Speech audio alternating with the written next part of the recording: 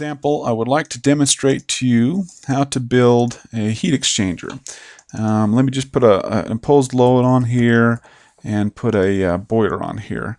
And usually we just connect these up, but in this case we want to put a heat exchanger in the middle of them. We need to make sure we pick the right heat exchanger. For example, if we put a steam to hydronic heat exchanger in, it's not going to work. So let's put a hydronic to hydronic heat exchanger in. The out of the boiler to the end of the heat exchanger, and the same on the load until we have a connection made. And now you can see that it's passing data back and forth. Everything is fine. And notice that we have the source side of the heat exchanger connected to the boiler or the source, and we have the transfer side of the heat exchanger connected to the load or the imposed load of the coil, whatever it is. And that's why it works. If I were, for example, to take that same exact heat exchanger and connect that to a cooling system, let's just put an air-cooled chiller in there and a imposed cooling load.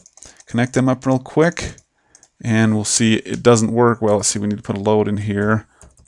And let's see if it works now. Nope, it still doesn't work. The pipes are dark. That means they're not passing temperature back and forth. So now to make that work, what we have to do is to go into that heat exchanger, go to the usage tab, and we can see that by default this heat exchanger comes in as a heating heat exchanger. That's just the most often used case. It cannot detect what you're doing.